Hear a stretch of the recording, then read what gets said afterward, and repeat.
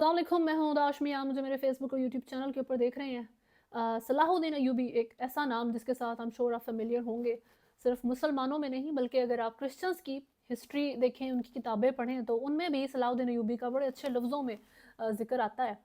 इनका बैटल होता है किंग रिचर्ड ऑफ इंग्लैंड के साथ और उस बैटल के दौरान किंग रिचर्ड का घोड़ा मर जाता है। सलाहुद्दीन अय्यूबी ने ये देखा और उन्होंने एक घोड़ा नहीं बल्कि दो बेहतरीन घोड़े भेजे किंग रिचर्ड के पास कि जी आप इनमें से एक चूज़ करें, फिर उस पर सवारी करके लड़ें कि मेरा दुश्मन भी मेरे लेवल पे लड़े, कोई नाइंसाफ़ी ना हो जाए। यानी कि जंग के भी कुछ असूल होते हैं, ठीक है? अब अगर आप यही बात पाकिस्तान की करंट सूरत हाल और पाकिस्तान की सियासी सूरत हाल के ऊपर अप्लाई करें कि जी जंग के भी कुछ असूल होते हैं, तो आपको क्या देखने के लिए मिलेगा? इस वक्त इमरान खान का आज जो फैसला आया है, हैट्रिक एक्सपेक्टेड थी और हैट्रिक हो गई है उनकी कन्विक्शंस की। बुशरा बीबी और इमरान खान के निकाह के केस में 7 साल की सज़ा दी है इनको, 5 लाख का जुर्माना हुआ है और अगर 5 लाख का जुर्माना नहीं वो दे पाते तो उसके लिए भी 4 महीने की सज़ा और ऐड की जाएगी। इस वक्त साइफर केस है, 10 साल सज़ा, और तोशा खाना केस 14 साल की सज़ा हो चुकी है। इन सारे मामलों में यानी कि एक जिस साइड की हवा है, जिसको आपने कॉर्नर करना है, जिस भी फिगर की आपने टांगें तोड़नी है, जुडिशरी का इस्तेमाल, उसके ऊपर केसेस की भरमार पाकिस्तान में की जाती है। और जंग के असूल तो आप बिल्कुल ही भूल जाएं कि यहाँ पे एग्जिस्ट करते हैं। ना यहाँ पे इंसाफ एग्जिस्ट करता है और ना यहाँ पे कोई रूल एग्जिस्ट करता है, जो सीधी बात है। अभी इदत के इस केस में जो मामलात चले हैं, एक पर्सनल लेवल का केस है।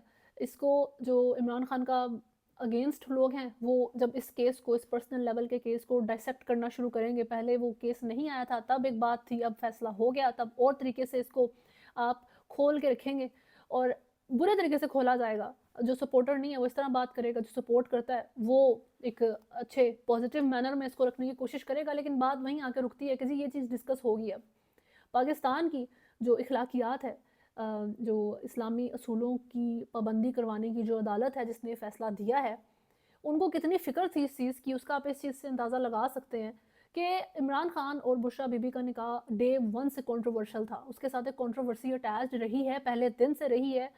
और अथॉरिटीज़ ने इसके बारे में कभी एक लफ्ज़ नहीं बोला। अभी इसकी टाइमिंग है जी इलेक्शन से 5 दिन पहले की, उससे आपको बड़े अच्छे तरीके से अंदाज़ा हो सकता है कि एक सियासी एजेंडा इसके साथ अटैच्ड है। अम, पाकिस्तान में इन अथॉरिटीज़ को, इस सिस्टम को आपकी इखलाकी इक़दार की कितनी फ़िक्र है, आपकी कल्चरल हेरिटेज की, आपके रिलीजन की कितनी फ़िक्र है, आप उससे अंदाज़ा कर लें कि इलेक्शन से 5 दिन पहले इस केस का फ़ैसला आता है। सिर्फ सियासी गेन के लिए कोई फ़िक्र नहीं है उनको आपकी किसी भी चीज़ की। पाकिस्तान की इक़दार बड़े वक़्त से जो है वो ज़ाया हो रही है और हमारी सियासत के अंदर वो बड़े अच्छे तरीके से नज़र आता है। हमारा सिस्टम सबसे पहले एग्जाम्पल सेट कर रहा है हमारी आवाम के लिए कि जी आपने कैसे बिहेव करना है, और वो सबके सामने है जी कि क्या एग्जाम्पल सेट की जा रही है, क्या सियासी तरबियत हो रही है आवाम की इस वक्त। अ, दूसरी बात ये कि जो इस वक्त ये फ़ैसला आया है, इसमें एक तो आपने साइफर केस का दे दिया, आपने तोशा खाना का दे दिया, लेकिन बड़ी अर्जेंसी थी कि निकाह का फ़ैसला भी इलेक्शन से पहले ही देना है। इतना ओवरडू करने की इमरान खान के इस सारे मामले को ज़रूरत क्या पेश आई? जो हैंडलर्स हैं जिनका इमरान खान ज़िक्र करते रहते हैं कि हैंडलर्स करवा रहे हैं सब कुछ, ये बाकी सब तो सिर्फ फ्रंट मैन है। हैंडलर्स दूर की सोच रखते हैं, वो दूर अंदेश हैं। जो हमारे सियासी लीडर्स हैं ना, जितने भी सियासतदान हैं, उनकी लिमिटेड सोच है, वो कुर्सी से आगे नहीं सोचते। और इसमें सारे ही आ जाते हैं ऑलमोस्ट, तो उनकी कुर्सी से आगे सोच नहीं है, हैंडलर्स की सोच कुर्सी से आगे तक जाती है।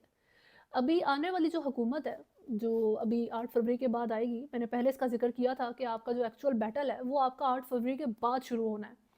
अब उसको हैंडल करने के लिए आपके हैंडलर्स क्या कर रहे हैं, क्या चाहते हैं, वो किस तरीके से इन मामलात को लेके चला जाए। आने वाली हुकूमत को वैसे तो अगर आप देखें, उसको स्टे करवाना एक जो है वो फेवर में जाती है चीज़, और उसको स्टे करवाना पड़ेगा।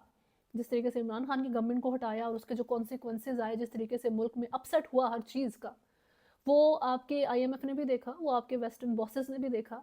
और अब ये रिपीट होती चीज़ नहीं चाहता, सिस्टम नहीं चाहता ये चीज़ रिपीट हो। सिस्टम चाहता है कि गवर्नमेंट आपके अंगूठे के नीचे रहे। सिस्टम चाहता है कि वो जब चाहे इसको ओवरटर्न कर दे गवर्नमेंट को, जो भी गवर्नमेंट आएगी, लेकिन अभी वो कर नहीं सकता।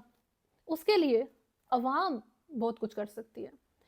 ऐसे मामला क्रिएट करने के लिए आवाम को आपको मैनिपुलेट करना पड़ेगा और इमरान खान के साथ ये मामला ओवरडू कर देना। और इस वक्त आप ऑनेस्टली अगर आप देखें कि जो इमरान खान को सपोर्ट नहीं करते, वो उनका भी सियासत के ऊपर से सारा जो इंटरेस्ट है वो ख़त्म हो गया हुआ है। बेसिकली जो आवाम के अंदर एक आखिरी हिस्स रह गई है जमहूरियत के लिए, डेमोक्रेसी के लिए, वो आपने निकाल के बाहर फेंकनी है।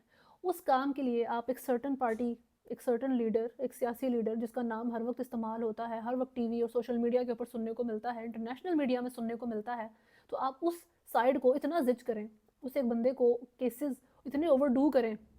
इलेक्शन से पहले पहले इन सारे केसेस में इतनी अर्जेंसी बना के इनके अंदर सजाएं जो सुनवा के ये मामला करने की कोशिश की है कि अवाम का 8 फरवरी के बाद आने वाली हुकूमत के ऊपर से, उनका हुकूमत में आने से पहले ही, इलेक्शन से पहले ही सारा भरोसा ख़त्म हो जाए, अवाम को उनकी क्रेडिबिलिटी इलेक्शन से पहले ही ज़ीरो लगे, जो कि ज़ीरो है भी एक लिहाज से।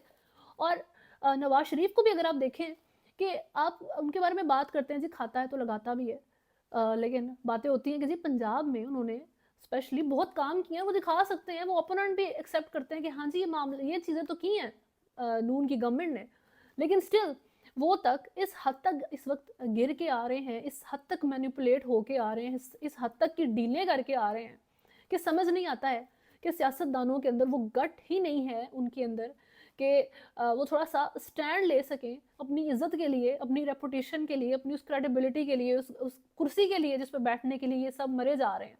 तो वही सलाहुद्दीन अयूबी वाली बात की थी, जंग के भी कुछ असूल होते हैं।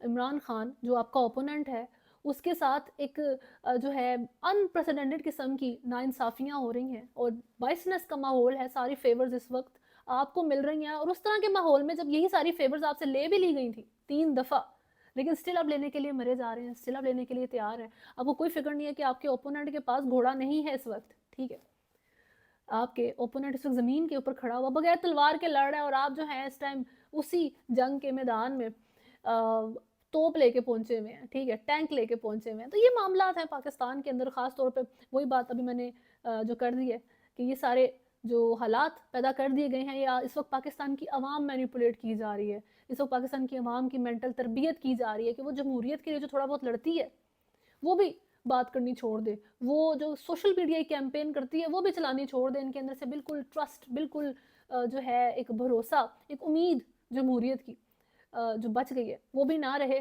और आने वाली गवर्नमेंट को जब ये सिस्टम चाहे, जब ये अथॉरिटीज़ चाहें, ओवरटर्न कर दे और कोई इसके बारे में बात ना करे, कोई इसके बारे में एहतजाज ना करे और मुल्क का जो भी फिर बनेगा वो देखा जाएगा। खैर आखिर में एक छोटी सी बात मुईद पीरज़ादा के बारे में, एक वैसे तो आई डोंट केयर कि कोई अपना क्या व्लॉग पोस्ट करता है, उसमें क्या बात करता है, लेकिन रिसेंटली उन्होंने एक व्लॉग पोस्ट किया, उसमें उन्होंने बात की जी पाकिस्तानियों कुछ शर्म करो। अब मेरा उनसे एक छोटा सा क्वेश्चन था कि क्या शर्म करें पाकिस्तानी, खुद तो आप जो मुल्क से बाहर बैठे हुए हैं, एनालिसिस करते हैं, बात करते हैं इन सारे मामलात का, इन सारी करप्शंस का, इन सारे हालात का आपके ऊपर कोई डायरेक्ट इफेक्ट नहीं आ रहा, उन पाकिस्तानियों के ऊपर आ रहा है जो आपको व्यूज़ देते हैं और पाकिस्तान के अंदर बैठ के देते हैं। अगर आप इनके व्यूज़ माइनस करें तो शायद आपको 2 व्यूज़ भी ना आए, यहीं पे आपकी पॉपुलैरिटी है, उससे बाहर कोई नहीं जानता आपको। तो उन पाकिस्तानियों से क्या शर्म करवानी है? आप ये लिखें कि जी पाकिस्तान का सिस्टम वो शर्म करे, पाकिस्तान में जो हैंडलर्स चल रहे हैं वो शर्म करे, जुडिशरी शर्म करे, अवाम क्या शर्म करे, ठीक है, वो अवाम जो यहाँ मुल्क के अंदर है और इन सारे मामला का उनके ऊपर डायरेक्ट असर आएगा, वो डायरेक्ट असर बर्दाश्त कर रहे हैं। ऐसे मुल्क में जहाँ इमरान खान जो एक इंतहाई पॉपुलर लीडर है, असर और रसूख रखता है, लेकिन स्टिल उसकी नहीं सुनी जाती। यहाँ पे इन सियासी लीडर्स की कोई कदर नहीं है, कोई वैल्यू नहीं है, कोई आवाज़ नहीं है, तो आवाम की क्या आवाज़ होगी, क्या शर्म करे। तो इस तरह के थंबनेल्स क्या इस तरह से अब मैसेज देना चाह रहे हैं कि खैर अभी तक के लिए वीडियो में इतना ही है। अगर आपने चैनल को फॉलो नहीं किया हुआ तो सब्सक्राइब करें, वीडियो को लाइक एंड शेयर ज़रूर करें। अल्लाह हाफ़िज़।